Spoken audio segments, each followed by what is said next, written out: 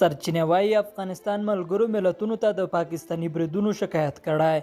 وی سرچینې بي بي سي ته تایید کړی چې د افغانستان د بهرنیو چارو سرپرست وزیر وی پارلماني کمیټې ته ویلي پر کونړ ولایت د پاکستاني پوځیانو توغندیو ویشتلو په تړاو یې ملګرو ملتونو ته شکایت کړی دی. محمد حنیف اتمر ویلي د پاکستان پوځیانو د دغو خوځښتونو په تړاو یې 3 ځلې خپل اعتراض له اسلام آباد سره هم شریک کړی دی. د پاکستاني پوځیانو لخوا د توغندیو تر ویشتلو وروسته د ولسي جرګې د کمیټو مشرانو د افغان حکومت پوځي او ملکي استازي ورغوښتي وو. په هغه بریدونو کې لږ تر لږه 8 تنه وژل شوي او 11 تنه نور ټپیان دي.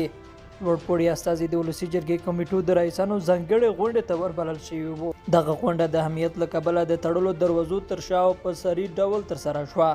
خو په غونډه کې یوې سرچینې د ښاغلي اتمر له قوله بي بي سي ته ویل کابل د دې بریدونو په تړاو د ملګرو ملتونو امنیت شورا ته رسمي شکایت کړی دی.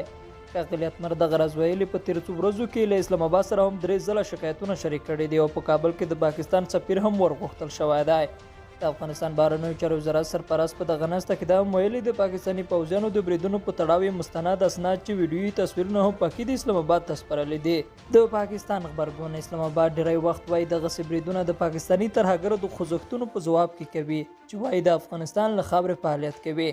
د افغانستان ملي امنیت ادارې مرستیال د ولسي جرګې د کمیټو مشرانو ته ویلي دغه په وینا د لشکر طیبه، لشکر جهانګوي او جیش محمد په ګډون یو شمېر ترهګرې ډلې د ډیورنډ کرښې شاوخوا کې فعالې دي چې په وروستیو کې فعالیتونه هم ډېر شوي دي.